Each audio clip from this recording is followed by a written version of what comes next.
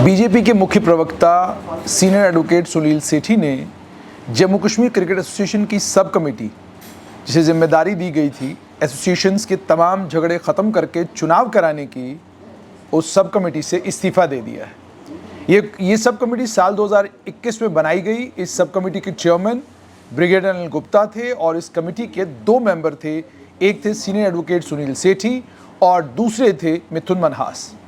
मिथुन मनहास अब बीसीसीआई के अध्यक्ष बन चुके हैं। उनके अध्यक्ष बनते ही इस सब कमेटी में विद्या भास्कर को मेंबर के तौर पर इंट्रोड्यूस किया गया। अब जेकेसीए को चुनाव कराने हैं और ठीक चुनाव से पहले सीनियर एडवोकेट सुनील सेठी का इस्तीफा देना और इस्तीफा जो दिया है उस रेजिग्नेशन लेटर में ये लिखना कि जेकेसीए की जिम्मेदारी साल 2021 में हमें सब कमेटी को दी गई और उसके बाद हम सब लोग काम कर रहे थे। सुप्रीम कोर्ट ने कहा कि जेकेसीए के चुनाव करवाइए और उसके बाद ओम्बड्समैन अपॉइंट करना था। उसे इलेक्शन ऑफिसर ने अप्रूव नहीं किया जनरल बॉडी बनने तक। और उसके बाद उन्होंने ये कहा है कि ये बहुत बदकिस्मती की बात है कि बैकडेटेड ऑर्डर्स जो हैं वो इशू किए जा रहे हैं, पूर्व ओम्बड्समैन जो है वो कर रहे हैं।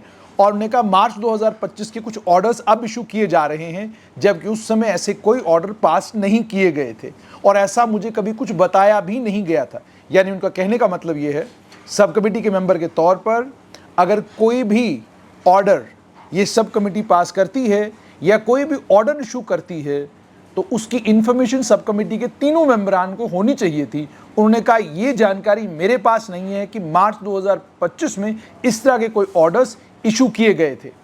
आगे उन्होंने ये कहा था है कि ये जो ऑर्डर्स हैं ये ऑर्डर्स क्लब की मैनेजमेंट वोटिंग राइट्स को तब्दील कर रहे हैं और उन्होंने ये भी कहा है कि इससे वोटिंग नॉमेनक्लेचर वो भी तब्दील होगा और मैं ऐसा नहीं चाहता हूं, मैं इसका हिस्सा नहीं बन सकता, इसलिए मैं अपना इस्तीफ़ा देता हूं इस सब कमेटी की मेंबरशिप से और मेरा इस्तीफ़ा कबूल कीजिए और मुझे इससे आज़ाद कीजिए।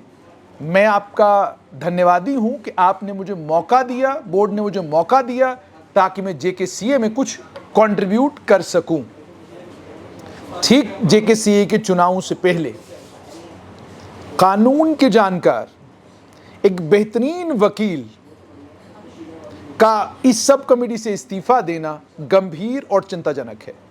यह सब कमेटी जब से बनी है तब से नॉन कॉन्ट्रोवर्शियल रही है। इस सब कमेटी के ऊपर कोई गंभीर आरोप आज तक किसी ने नहीं लगाया। दबे लफ्जों में दाएं बाएं लोग बात किया करते थे, प्लेयर्स बात किया करते थे, लेकिन कभी कोई आरोप सब कमेटी के कामकाज पर, सब कमेटी के परफॉर्मेंस के ऊपर कभी किसी ने कोई आरोप नहीं लगाया। लेकिन आज अगर आरोप सब कमेटी के मेंबर ने लगाए हैं और वो भी एक जिम्मेदार शख्स ने लगाए हैं, वो जो भारतीय जनता पार्टी के मुख्य प्रवक्ता हैं, और इतना ही नहीं बल्कि Jammu Kashmir high court bar association Jammu के एक जिम्मेदार मेंबर हैं, एक सीनियर वकील हैं। ये सारी क्वालिफिकेशन जिस शख्स के पास है, एक लंबा असीम कानून का अनुभव उन्हें है, कानून की जानकारी उनको है। अगर वो जेकेसीए से इस्तीफा दे रहे हैं इसका मतलब कुछ तो ऐसा गंभीर चल रहा है जिसके चलते उन्हें ये लगा है कि मैं इसका हिस्सा नहीं बन सकता हूं, इसलिए मैं इस्तीफा दे रहा हूं। अब जेकेसीए के चुनाव होने जा रहे हैं, क्या वापस वही खेल तो नहीं शुरू हो गया जेकेसीए में जो पहले था? एक समय में जेकेसीए में सारा खेल जेकेसीए का प्रधान बनने के लिए होता था।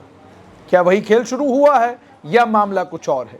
लेकिन फिलहाल खबर ये कि जम्मू कश्मीर क्रिकेट एसोसिएशन से सीनियर एडवोकेट सुनील सेठी ने इस्तीफा दे दिया है और आरोप ये लगाया है कि पुरानी डेटों में कुछ ऑर्डर इशू किए जा रहे हैं जिनके जरिए उनके मुताबिक वोटिंग नॉमेनक्लेचर जो है तब्दील हो सकता है। देखना अब ये होगा कि जेकेसीए इन आरोपों के बारे में क्या कहता है और क्या बीसीसीआई के अध्यक्ष मिथुन मनहास सुनील सेठी का इस्तीफा कबूल करते हैं या नहीं।